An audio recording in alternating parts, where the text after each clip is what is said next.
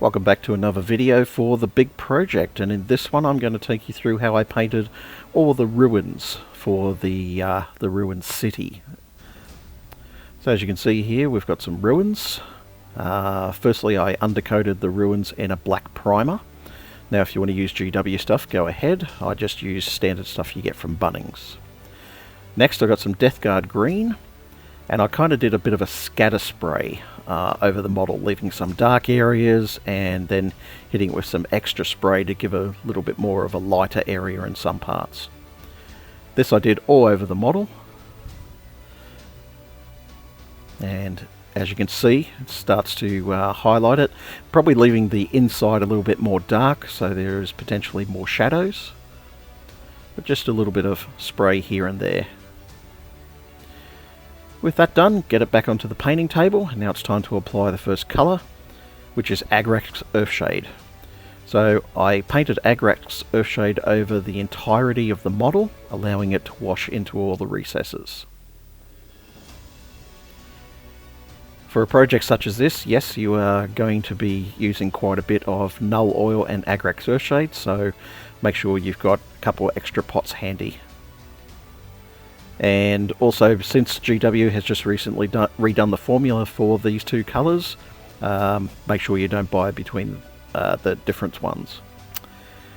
Next part, onto all the metal parts with GW Ironbreaker. So this was things like the pipes, the air conditioning systems outside. Also used it on a number of bits and pieces, like the lights.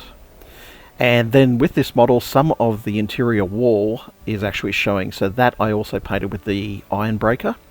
So it kind of looks like plaster over a metal base.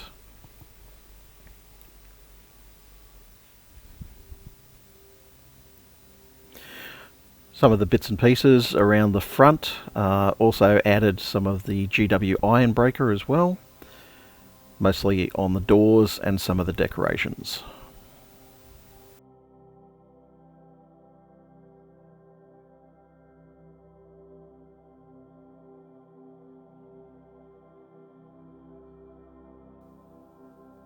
And then I washed all the metal parts with GW Null Oil. That includes all the bits and pieces plus the underlying metal framework.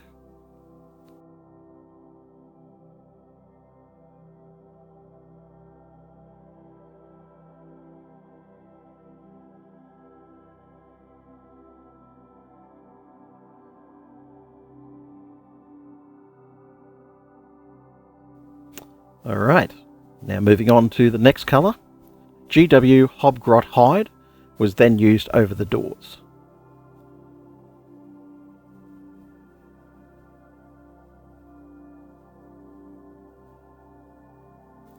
Colour was applied just straight up onto the doors, obviously excluding the parts that have already been pre-painted or intend to be painted a different colour.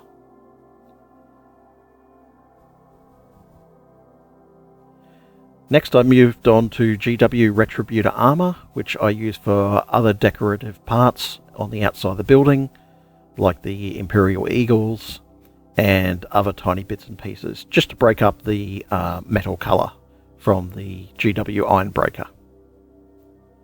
Some of the decorative pieces were also done in this colour.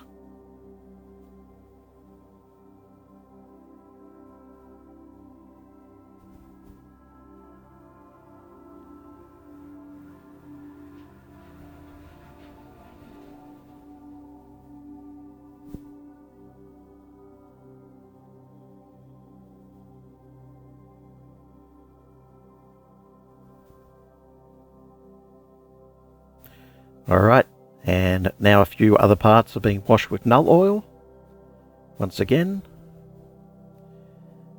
And now I'm using GW Screaming Bell on some of the vents and other metal pieces. Again, just to give it another colour to break up the GW Ironbreaker. This of course will get washed with Null Oil again as well. Now I'm moving on to GW Greyseer, and this is for all the skulls that are situated all the way around the ruins. So every skull was given a layer of GW Grey Seer. And make sure that you get them all, because there's some of them that are in the building itself and some of them that are on the levels. Also check around the back as well. You never know where there might be a skull hiding.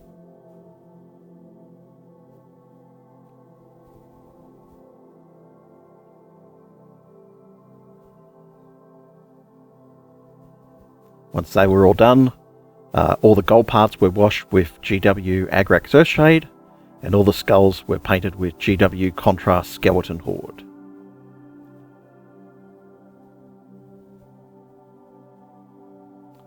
Now it's time to do the floors, and for this I use GW Leviadon Blue. It's a contrast paint, so that means it's going to have a little bit of, it's not going to be a flat colour, it's going to have a little bit of difference, but that's alright because it just breaks the floor up a little bit.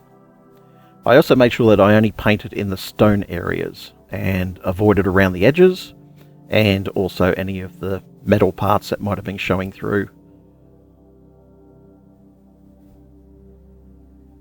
The blue gives a really nice contrast to the green.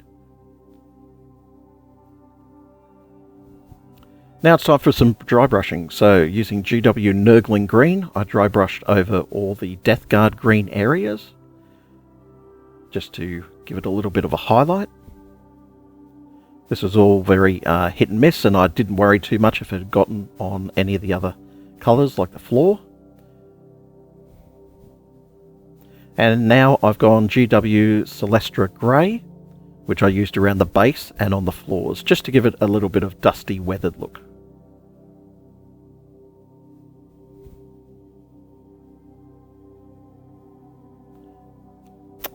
And here is the completed model, with all the painting and dry brushing done. So I used the same technique when I painted all my other ruins for the big project. Some I used some different colours rather than make it all green, because I like to have a little bit of variety. But the techniques that I've shown you here are pretty much the same for all of them. Thanks very much for watching the video. Be sure to like and also subscribe for future videos. There's more coming down the line for the big project. Thanks for watching.